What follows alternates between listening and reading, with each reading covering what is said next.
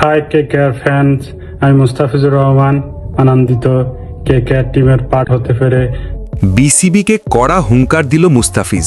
আইপিএলের জন্য তাকে এনওসি না দিলে জাতীয় দল থেকে তিনি অবসর নেবে। লাইভে একই বললেন মুস্তাফিজ। আইপিএল নিলামে এবার যেন ইতিহাসই গড়েছেন বাংলাদেশের কাটার মাস্টার মুস্তাফিজুর রহমান। দিল্লি চেন্নাইয়ের সঙ্গে তুমুল লড়াই শেষে ৯ কোটি ২০ লাখ রুপিতে মুস্তাফিজকে দলে ভিড়িয়েছে কলকাতা নাইট রাইডার্স। এর মধ্য দিয়ে আইপিএলের ইতিহাসে সবচেয়ে দামি বাংলাদেশি ক্রিকেটার এখন মুস্তাফিজ। সবকিছু ঠিকঠাক থাকলেও সমস্যা তৈরি হয়েছে সময়সূচি নিয়ে।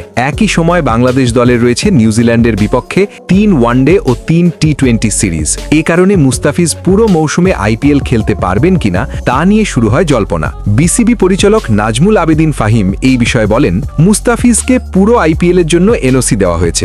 নিউজিল্যান্ড সিরিজে ৩টে ওয়ানডে খেলার জন্য সে ৮ দিনের জন্য দেশে ফিরবে। কিন্তু এবার আর চুপ থাকলেন না মুস্তাফিজ।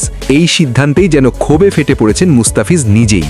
নিজের ভেরিফাইড ফেসবুক আইডি থেকে লাইভে এসে বিসিবিকে সরাসরি কড়া বার্তা দিলেন তিনি।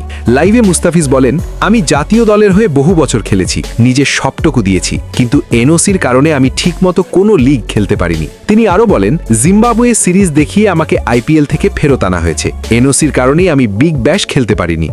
সবচেয়ে বড় বিস্ফোরক ঘোষণা। লাইভে মুস্তাফিজ যা বলেন তার রীতিমতো চিন্তায় ফেলে দিয়েছে দেশের ক্রিকেটে। এবার যদি আইপিএলের পুরো মৌসুমের জন্য এনওসি না দেওয়া হয়, আমি জাতীয় দল থেকে সব ফরম্যাটেই অবসর নেব। তিনি যোগ করেন, এখন আমার কেরিয়ারের এমন সময় যখন আন্তর্জাতিক লিগগুলো খেলাই আমার জন্য গুরুত্বপূর্ণ। মুস্তাফিজের এই ঘোষণার পর সামাজিক মাধ্যমে ঝড় সমর্থকদের বিভক্ত প্রতিক্রিয়া। বিসিবি সিদ্ধান্ত নিয়ে প্রশ্ন, আইপিএলে কেকেআরের চাপ, সব মিলিয়ে পরিস্থিতি এখন চরম উত্তেজনাপূর্ণ। বিসিবি কি অবস্থান বদলাবে? পুরো মৌসুমের এনওসি মিলবে তো মুস্তাফিজের, নাকি সত্যিই জাতীয় দলকে বিদায় বলবেন বাংলাদেশের কাটার কিং? সব প্রশ্নের উত্তর মিলবে খুব শিগগিরই। ততক্ষণে বাংলাদেশ ক্রিকেট যেন এক বড় মোড়ের সামনে দাঁড়িয়ে।